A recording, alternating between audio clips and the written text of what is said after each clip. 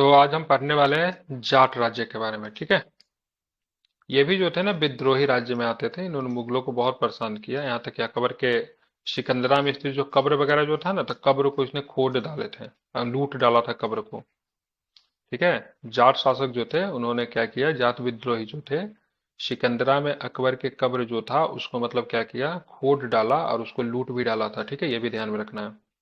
तो जाट के बारे में हम लोग जनरली देखेंगे, जाट कृषक दिल्ली, मथुरा, आगरा के आसपास रहते थे। ठीक है।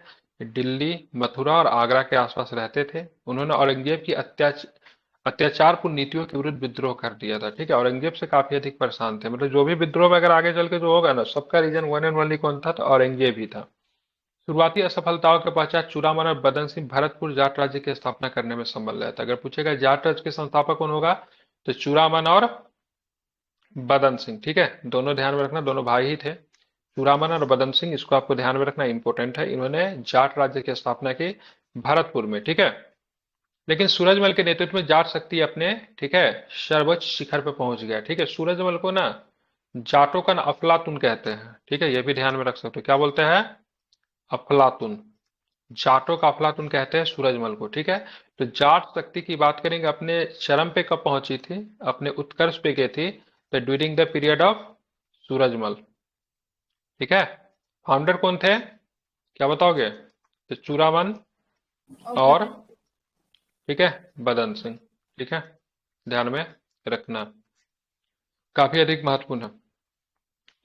उसने न केवल कुशल प्रशासनिक व्यवस्था प्रदान की, अपितु राज्य की सीमाओं को बेहद विस्तार किया। उसके राज्य की सीमाएं पूर्व में गंगा से दक्षिण में चंबल तक लगती थी, जिसमें आगरा, मथुरा, मेरठ और अलीगढ़ सूबे शामिल थे। हालांकि जाट राज्य 1763 में सूरजमल की मृत्यु के पश्चात पतन की ओर चला गया। ठीक है। तो ये जाटों का अफलातुन कहते थे, काफी बेहतर शासक था, लेकिन जब इसका मृत्यु होता है सूरजमल का, तो उसके बाद इसका पतन शुरू होना पड़ता है। ठीक है, माइक बंद कर लीजिए। ठीक है। तब पश्चात राज्य की बात करेंगे, तो तब पश्चात राज्य छोटे छोटे जमींदारों से नियंत्रित क्षेत्रों में बिखर गया, जो लूटपाट करते थे। ठीक है। तो इस तरीके से जाट राज जो था, सूरजमल के बाद इसका डाउनफॉल हो गया। ठीक है। तीसरा जो उसके बाद का महत्वपूर्ण इंपायर जो सिख इंपायर। ठीक है, ये भी जो थे मुगलों के विद्रोही थे। ये भी जो थे औरंगजेब के सताए हुए थे। तो इन्होंने भी मुगलों को मतलब आगे चल के, जब मुगल जब कमजोर हुए, तो उनको बहुत अधिक परेशान किया। ठीक है। गुरु गोविंद सिंह ने सिखों को उनके धर्म एवं स्वतंत्रता की रक्षा करने हेतु आक्रामक पंथ में रूपांतरित किया। गुरु गोविंद सिंह ने सिखों को आक्रामक पंथ में रूपांतरित किया था। बंदा बहादुर, जिसे 1708 में सिखों का नेतृत्व संभाला, पराजित हुआ और मारा गया। ठीक है। तो बंदा बहादुर की हत्या कर दी गई थी। ठीक है। हालांकि इन्होंने बहुत सारे मुगलों को सबक सिखाए थे, लेकिन बाद में ये भी शहीद होते हैं।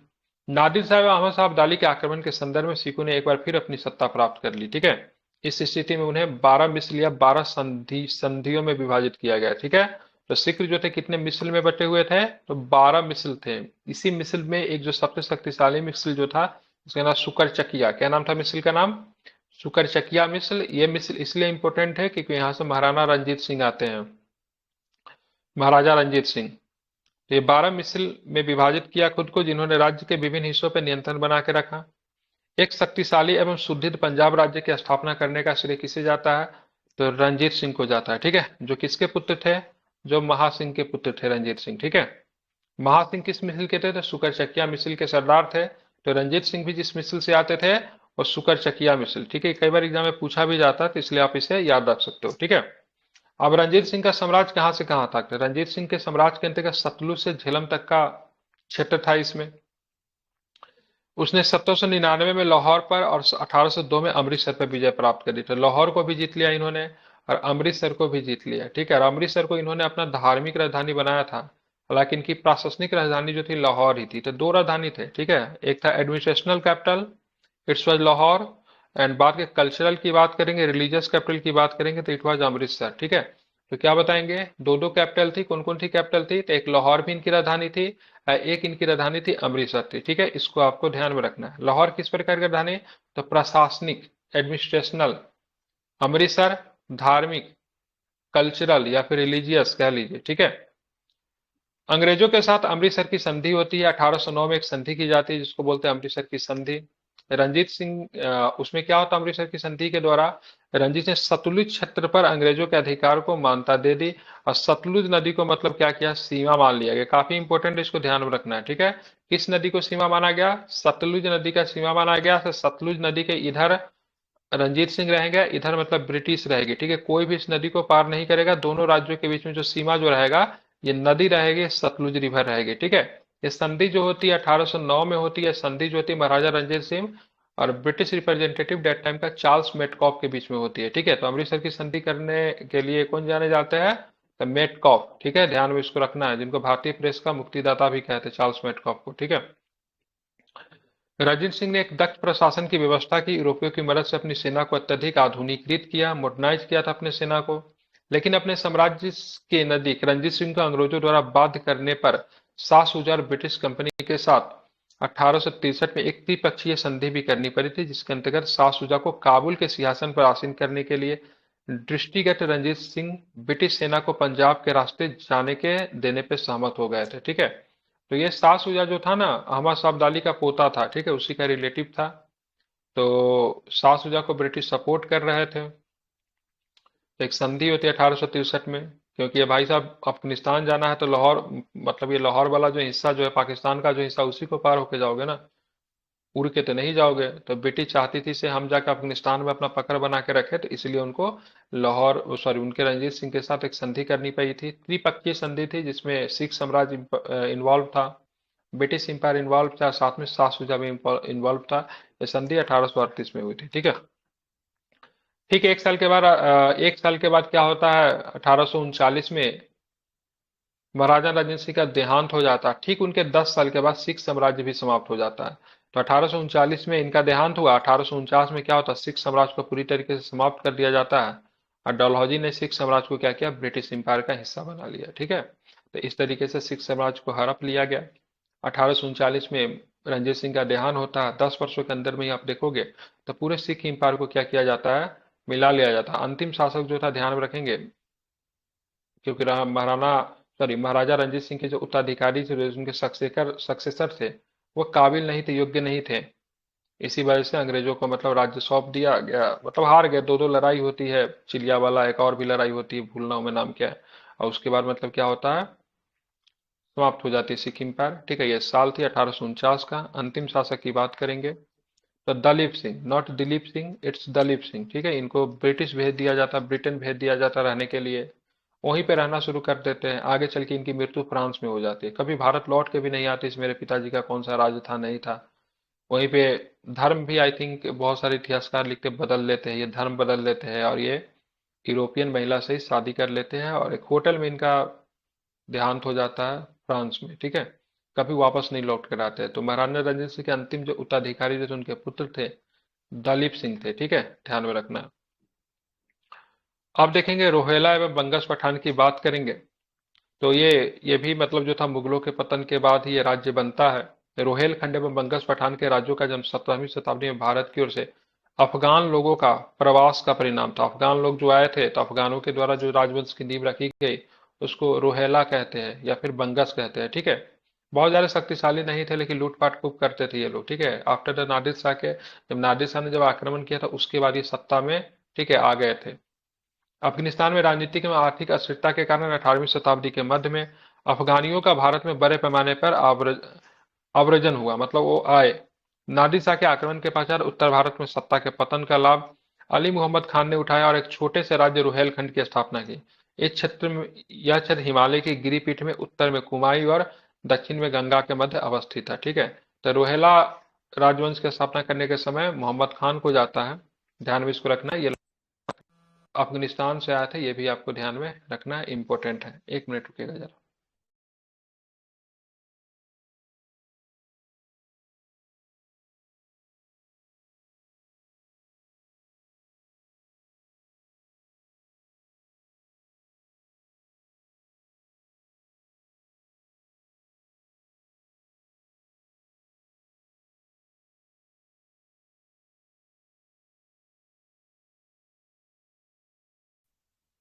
ठीक है, ध्यान में इसको रखना है।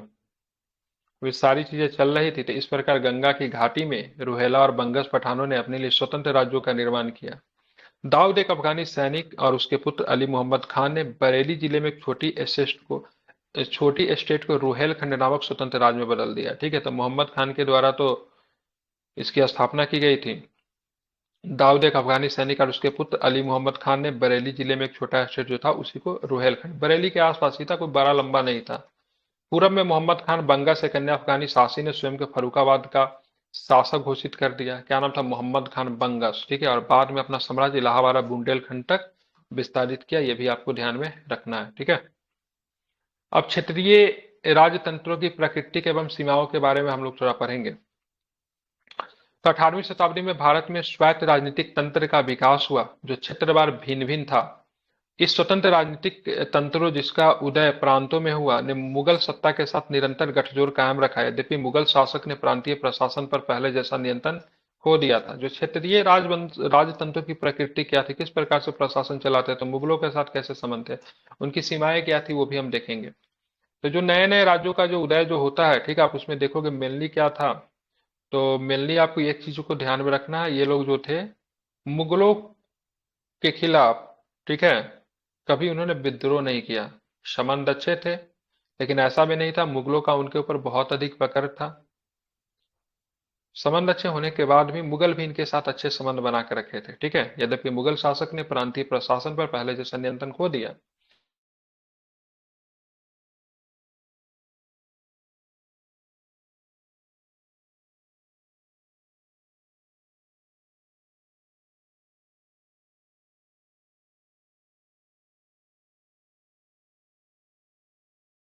क्योंकि विद्रोही, ठीक है, ध्यान में रखना है, जो विद्रोही मुखियाओं ने भी मुगल शासक का सर्वोच्च सत्ता को मान्यता दी। प्रत्येक राज्य ने अपनी जरूरतों के मुताबिक अपने प्रशासनिक संगठन एवं सेना को पुनः गठित किया। इन राज्यों द्वारा मुगल प्रशासनिक व्यवस्था को अपनाया गया। ठीक है, मराठा की बात करेंगे, सिखों की बात करेंगे, सबके सब विद्रोही तो थे, लेकिन ये जानते थे मुगल जो है कमजोर हो चुका, अब कुछ करने वाला तो नहीं है, इसलिए उसको मान्यता दे दी, क्योंकि मुगल को एज ए पपट की तरफ ये लोग यूज करते थे। मराठाओं ने तो मुगल को जैसे नचाया था वैसे वो लोग नाच भी रहे थे। 18वीं शताब्दी के पूर्वार्ध में उदयमान राज्य व्यवस्था प्रकृति में क्षेत्रीय और जमींदारों, व्यापारियों, स्थानीय कुलीनों एवं मुखियाओं जैसे स्थानीय समूहों के सहयोग से कार्य करती थी। 18वीं शताब्दी में मुगल शासन की सत्ता एवं वित्तीय स्थिति कमजोर हो चुकी थी। कुलीनों एवं शासकों के आवश्यक वित्तीय मदद प्रदान करने करके क्षेत्रीय राज्य व्यवस्था के उदय एवं कार्यक्रम में व्यापारियों ने एक महत्वपूर्ण भूमिका भी निभाई थी। साथ ही साथ जमींदार एवं स्थानीय मुखिया केंद्रीय सत्ता के अभाव में स्थानीय लोगों के संरक्षक के रूप में सामने आए। तो जमींदार और स्थानीय मुखिया जो थे, ठीक है, जब केंद्रीय सत्ता नहीं थी तो अपने जहां पर भी थे मजबूत होते गए और इन्होंने अपने आप को एक तरह से शासक के तौर पर भी देखना शुरू कर दिया। प्रांतीय शासकों ने स्वयं को शासन को बनाए रखने के लिए इन विभिन्न स्थानीय हितों को ध्यान में रखा। निश्चित रूप से कुछ अपवाद भी थे। उदाहरणतः मैसूर के शासक ने स्थानीय मुखियाओं को मान्यता नहीं दी थी। इस क्षेत्रीय व्यवस्था को एक कमजोरी समझा जा सकता है, चूंकि प्रांतीय शासक बेहतरीन वित्तीय, प्रशासनिक एवं सैन्य संगठन पर आधारित व्यवस्था को विकसित करने में असफल रहे। विभिन्न पड़ोसी शक्तियों के बीच में निरंतर युद्ध एक अन्य कमजोरी थी, जिसमें किसी भी प्रभुत्व हासिल नहीं हो पाया। मतलब कोई भी जो था प्रभुत्व बनाकर नहीं रख पाया। ठीक है, जैसे देखेंगे मराठा एम्पायर जो थी मुगल को नास्तानाबूद करना चाहती थी। ठीक है, कर भी दिया, मुगल को पूरी तरीके से कमजोर भी कर दिया, लेकिन वो भी मुगल का जगह नहीं ले चुके, वो भी मतलब अहमद अब्दाली से पराजित हो गए। तो सब आपस में लड़ते रहते थे वर्चस्व स्थापित करने के लिए, लेकिन लॉन्ग टर्म पे किसी को भी फायदा नहीं होता था। ठीक है, यह राज्य मुगल साम्राज्य को नेस्तनाबूद करने के लिए पर्याप्त रूप से शक्तिशाली थे, लेकिन इसमें कोई भी अखिल भारतीय स्तर पर स्थायी राज्य व्यवस्था कायम करने में सक्षम नहीं था। ये सबके सब चाहते थे मुगल को नेस्तनाबूद कर दे, हरा दे, समाप्त कर दे। ठीक है, वो थे भी, उनमें कायम भी था, लेकिन मुगल का स्थान लेके एक अखिल भारतीय साम्राज्य बना दे। ठीक है, संपूर्ण भारत पे एक ऐसा साम्राज्य बनाए जो कि प्रशासन कर सके, ऐसा किसी में भी ऐसा किसी प्रकार की गुण नहीं थी। ठीक है, ध्यान में इसको रखना। अब हम लोग थोड़ा देख लेते हैं सामाजिक और आर्थिक दशाएं क्या थी। उस समय की बात करेंगे तो सामाजिक और आर्थिक दशाएं क्या थी। तो 18वीं शताब्दी के भारत को अव्यवस्था के शिकार के तौर पर चित्रित किया जाता है। जैसे ये दो महान साम्राज्यों, ठीक है, मुगल एवं ब्रिटिश के बीच का समय था। अभी तक इन शताब्दी को अंधा युग, डार्क एज के रूप में विवेचित किया जाता है। वैश्विक संदर्भ में भारत आर्थिक रूप से पिछड़ा क्षेत्र नहीं था। न ही यूरोप एवं उत्तरी अमेरिका इतने धनवान थे जितना 19वीं और 20वीं शताब्दी में बने। ठीक है, तो ये 19वीं और 20वीं शताब्दी में यूरोप वगैरह धनवान बन गया अपने औपनिवेशिक नीति की वजह से, लेकिन भारत 18वीं और 17वीं शताब्दी में, ठीक है, अन्य सभी महाद्वीपों से बहुत अधिक संपन्न था। ठीक है, ध्यान में रखेंगे। मुगलों द्वारा निर्मित साम्राज्य निश्चित रूप से छीन हो गया था, लेकिन समाप्त नहीं हुआ था। मुगल साम्राज्य का पतन शताब्दी की प्रबल विशेषता नहीं थी। क्षेत्रीय राज व्यवस्थाओं की स्थापना और ब्रिटिश शक्ति का उदय समान रूप से महत्वपूर्ण घटनाक्रम थे। तो दो चीजें हो रही थी। एक तो हो रहा था क्षेत्रीय राज व्यवस्था का उदय हो रहा था, और साथ में आप देखो तो ब्रिटिश शक्ति भी जो थी अपना पैर फैला रही थी प्लासी और बक्सर जीत के। मुगल ने क्षेत्रीय और ब्रिटिश राजनीतिक एक परंपरा को निरंतरता विशिष्ट एवं विलक्षण थी, लेकिन इन तीनों राज व्यवस्थाओं के बीच में अंतर समान रूप से असाधारण एवं आश्चर्यजनक थे। कई मामलों में उत्तराधिकारी राज अस्थायी राज व्यवस्था वाले सिद्ध हुए, काफी लंबा चला, जैसे कि से अवध में, ठीक है, बंगाल में, और आप देखोगे यहाँ पे निजाम हैदराबाद में जो किनकिलिस खान के द्वारा स्थापित किया गया था। तो ये काफी अच्छे प्रशासक साबित हुआ, इन्होंने अपने राज्य में अस्तित्व बनाकर रखा। मराठा जो मुगलों की बर्बादी एक अखिल भारतीय शक्ति के रूप में उदित हुए। मराठा का एक ही उद्देश्य था, से हमको एक दिन मुगल को बर्बाद करना है। बर्बाद कर ही भी दिया और अखिल भारतीय शक्ति के रूप में उदय हुआ। लेकिन दुर्भाग्यवश परिस्थितियों और बाहरी चुनौतियों में आंतरिक कमजोरियों के संयोग से कारण उफनती ब्रिटिश शक्ति के समक्ष टीक पाने में वो असफल रहे, वो नहीं टीक पाए। ठीक है, यह सत्य है कि 18वीं शताब्दी में भारत की आर्थिक, सामाजिक या सांस्कृतिक रूप से पर्याप्त प्रगति नहीं कर सका। बढ़ती राजस्व मांग, अधिकारियों के अत्याचार, कुलीनों की लालसा एवं लालच, जमींदारों की अनियंत्रित लगान वसूली और निरंतर युद्ध एवं मतभेदों के कारण आम जनता, ठीक है, आम जनता को भयानक शोषण में अत्याचार सहने पड़े। किसान निर्धन, पिछड़े एवं शोषित शोषित बने और जीवन निर्वाह के स्तर पर जी रहे थे, जबकि धनी एवं शक्तिशाली वर्ग विलासिता एवं ऐश्वर्य अपना जीवन व्यतीत कर रहे थे। ठीक है, तो इस तरीके चीजें जो थी हो रही थी। ठीक है, ध्यान में इसको रखना है। तो ये सब जो थी ये क्या था, तो यहाँ पे आप देखोगे तो सामाजिक और आर्थिक दशाएं थी। कुलीन तंत्र मजबूत हो रहा था, शासक कमजोर होता, तो किसान की स्थिति और अधिक खराब हो रही थी। ब्रिटिश शक्ति की बात करेंगे, मजबूत हो रहा था। ठीक है, अब यहाँ पे देखेंगे आर्थिक स्थिति क्या थी, डेट टाइम की आर्थिक स्थिति। तो 18वीं शताब्दी के पूर्वार्ध में, मतलब शुरुआत में, ठीक है, भारतीय अर्थव्यवस्था की मूलभूत इकाई ग्राम या ग्राम समुदाय अभी भी आत्मनिर्भर एवं स्वशासित थी। ठीक है, तो जो मूलभूत इकाई जो थी, सबसे छोटा प्रशासन की इकाई ग्राम या ग्राम समुदाय जो थी, अभी भी क्या थी, आत्मनिर्भर थी एवं स्वशासित थी। अपनी सभी स्थानीय जरूरतों को खुद ही पूरा कर लेती थी। अभी भी गांव के लोग जो होता है ना, अपने स्थानीय जरूरतों को खुद पूरा करते हैं। उनको खेती से सारी चीजें मिल जाती है, सब्जी मिल जाती है, अनाज मिल जाती है। ठीक है, पशु से उनको दूध मिल जाती है। वो नहीं जाते सुधा का दूध दुकान में खरीदने, वो नहीं जाते दाल चावल आटा दुकान में खरीदने। ठीक है, उनको क्या होता है, अपने खेतों से ही सब कुछ मिल जाता है। तो वो क्या सेल्फ डिपेंडेंट है, दैट टाइम में भी थे। राज्य के साथ इनका संबंध मात्र भू राजस्व भुगतान तक सीमित था। राज्य के साथ इनका क्या संबंध था, राज्य को केवल एक टैक्स देते थे। जब शासक और राजवंश परिवर्तित हो जाते थे, ग्रामीण समुदाय पहले जैसे बने रहते थे। एशियाटिक समाजों में इन अपरिवर्तनीयता ने यूरोप पर्यवेक्षकों का ध्यान खींचा। इन ग्रामीण समुदायों के आर्थिक एवं सामाजिक स्थिरता आर्थिक गतिहीनता के लिए जिम्मेदार थी। भारत में दस्तकारी का विकास उच्च स्तर पर पहुंच गया था और उसमें विश्वव्यापी बाजार का ध्यान आकर्षित किया। ढाका, अहमदाबाद, मसूलीपट्टनम तथा सूती वस्त्र, सॉरी, मसूलीपट्टनम के बाद क्या था, सूरत। मसूलीपट्टनम का सूती वस्त्र, ठीक है, मुर्शिदाबाद, आगरा, लाहौर एवं गुजरात का सिल्क के कपड़े, काश्मीर, लाहौर एवं आगरा के उत्कृष्ट ऊनी शॉल एवं कालीन, स्वर्ण एवं चांदी के आभूषण, धातु कार्य, धातु के बर्तन, हथियार इत्यादि भारत एवं विदेश दोनों बाजारों में क्या थे, पाए जाते थे। बड़े पैमाने पर घरेलू एवं विदेशी व्यापारी पूंजीपति गठजोड़ को अस्तित्व में ले आया। बैंकिंग व्यवस्था का विकास, ये काफी इंपॉर्टेंट था, बैंकिंग व्यवस्था का विकास होना। उत्तर भारत में जगत सेठ थे, वही जगत सिंह जो कि सिराजुद्दौला के पतन में महत्वपूर्ण योगदान दिया। नगर सेठ, और दक्षिण भारत में चिट्ठी।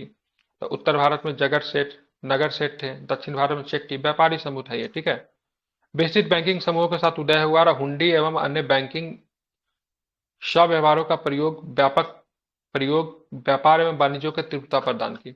17वीं एवं 18वीं शताब्दी में भारतीय अर्थव्यवस्थाओं ने इस विकास में इस बात में के संकेत के लिए पूंजीवाद के तीव्र विकास हेतु यहाँ पे कुछ पूर्व दिशाएं भी मौजूद थी। ठीक है, तो इस तरीके से जो थी उस समय के आर्थिक एवं राजनीतिक दिशाएं थी। बहुत है क्या इसमें।